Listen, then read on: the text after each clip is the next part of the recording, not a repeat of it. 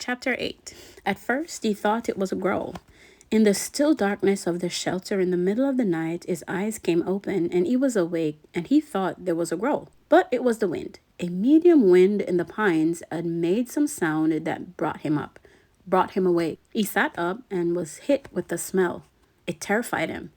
The smell was one of rot, something musty rot that made him think only of graves with cobwebs and dust and old death. His nostrils widened and he opened his eyes wider, but he could see nothing. It was too dark with clouds covering even the small light from the stars, and he could not see. But the smell was alive, and full in the shelter.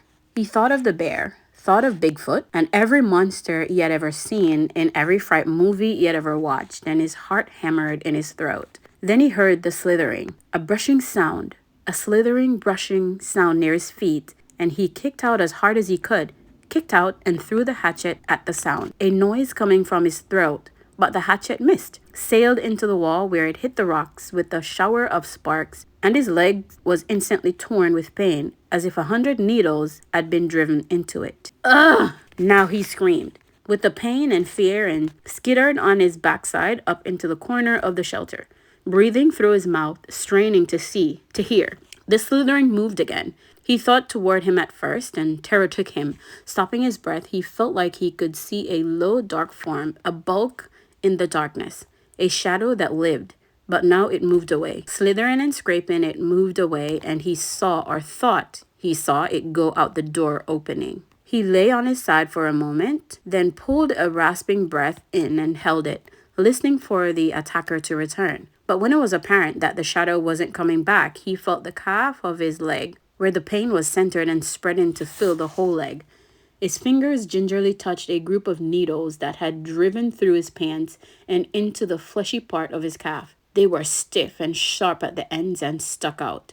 And he knew then what the attacker had been. A porcupine had stumbled into his shelter, and when he had kicked it, the thing had slapped him with its tail of quills. He touched each quill carefully. The pain made it seem as if dozens of them had been slammed into his leg, but there were only 8 in the cloth against his skin. He leaned back against the wall for a minute. He couldn't leave them in. They had to come out, but just touching them made the pain more intense. So fast, he thought. So fast things change. When he'd gone to sleep, he had satisfaction, and in just a moment, it was all different. He grasped one of the quills, held his breath, and jerked. It sent pain signal to his brain in tight waves. He had grabbed another, pulled it, and then another quill. When he had pulled 4 of them, he stopped for a moment. The pain had gone from being a pointed injury pain to spreading in a hot smear up his leg, and it made him catch his breath. Some of the quills were driven in deeper than others, and they tore when they came out. He breathed deeply twice, let half of the breath out, and went back to work. Jerk. Pause, jerk, and 3 more times before he lay back in the darkness. Done. The pain filled his leg now, and with it came new waves of self-pity. Sitting alone in the dark, his legs aching, more mosquitoes finding him again, he started crying. It was all too much, just too much, and he couldn't take it. Not the way it was. I can't take it this way. Alone with no fire and in the dark, and next it might be something worse, maybe a bear. And it wouldn't be just quills in the leg, it would be worse. I can't do this, he thought again and again. I can't. Brian pulled himself up until he was sitting upright, back in the corner of the cave. He put his head down onto his arms, with stiffness taking his left leg, and cried until he was cried out. He did not know how long it took, but later he looked back on his time of crying in the corner of the dark and thought of it as when he learned the most important rule of survival, which was that feeling sorry for yourself didn't work. It wasn't just that it was wrong to do, or that it was considered incorrect. It was more that it didn't work. When he sat alone in the darkness and cried and was all done with it, nothing had changed. His legs still hurt, it was still dark, he was still alone, and the self-pity had accomplished nothing. At last he slept again, but already his patterns were changing and the sleep was light, a resting doze more than a deep sleep, with small sounds awakening him twice the rest of the night. In the last doze period before daylight, before he awakened finally with the morning light and the clouds of new mosquitoes, he dreamed. This time, it was not of his mother, not of the secret, but of his father first and then of his friend Terry. In the initial segment of the dream, his father was standing at the side of a living room looking at him, and it was clear from his expression that he was trying to tell Brian something. His lips moved, but there was no sound, not a whisper. He waved his hands at Brian, made gestures in front of his face as he were scratching something, and he worked to make a word with his mouth, but at first Brian could not see it.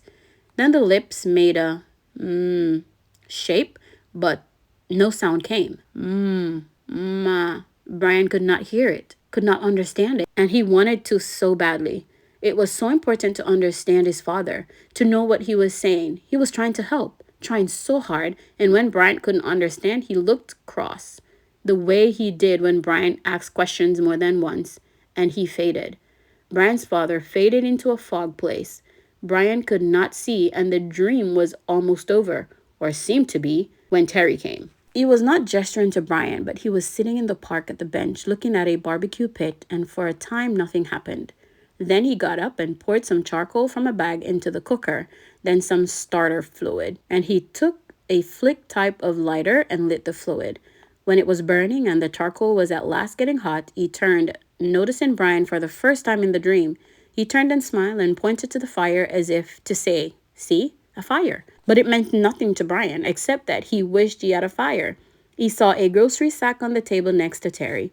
Brian thought it must contain hot dogs and chips and mustard, and he could think only of the food. But Terry shook his head and pointed again to the fire, and twice more he pointed to the fire, made Brian see the flames. And Brian felt this frustration and anger rise, and he thought, all right, I see the fire, but so what? I don't have a fire. I know about fire. I know I need a fire. I know that. His eyes opened, and there was light in the cave, a gray dim light of morning. He wiped his mouth and tried to move his leg, which had stiffened like wood. There was thirst and hunger, and he ate some raspberries from the jacket. They had spoiled a bit, seemed softer and mushier, but still had a rich sweetness. He crushed the berries against the roof of his mouth, and his tongue and drank the sweet juice as it ran down his throat. A flash of metal caught his eye, and he saw his hatchet in the sand where he had thrown it at the porcupine in the dark. He scooched up, wincing a bit, when he bent his stiff leg and crawled to where the hatchet lay. He picked it up and examined it and saw a chip in the top of the head. The nick wasn't large, but the hatchet was important to him, was the only tool, and he should not have thrown it. He should keep it in his hand and make a tool of some kind to help push an animal away. Make a staff, he thought, or a lance, and save the hatchet. Something came then, a thought as he held the hatchet. Something about the dream and his father and Terry, but he couldn't pin it down. He scrambled out and stood in the morning sun and stretched his back muscles and his sore leg. The hatchet was still in his hand, and as he stretched and raised it over his head, it caught the first rays of the morning sun. The first faint light hit the silver of the hatchet, and it flashed a brilliant gold in the light, like fire. That is it, he thought, what they were trying to tell me. Fire. The hatchet was the key to it all. When he threw the hatchet at the porcupine in the cave and missed and hit the stone wall, it had showered sparks. A golden shower of spark in the dark, as golden with fire as the sun was now. The hatchet was the answer. That's what his father and Terry had been trying to tell him. Somehow, he could get the fire from the hatchet. The sparks would make fire. Brian went back into the shelter and studied the wall. It was some form of chalky granite or sandstone, but embedded in it were large pieces of a darker stone, a harder and darker stone. It only took him a moment to find where the hatchet had struck. The steel had nicked into the edge of one of the darker stones. Brian turned the head backward so he would strike with the flat rear of the hatchet and hit the black rock gently, too gently, and nothing happened. He struck harder, a glancing blow, and 2 or 3 weak sparks skipped off the rock and died immediately. He swung harder, held the hatchet so it would hit a longer sliding blow, and the black rock exploded in fire. Spark flew so heavily that several of them skittered and jumped on the sand beneath the rock, and he smiled and struck again and again. There could be fire here, he thought. I will have a fire here, he thought, and struck again. I will have a fire from the hatchet.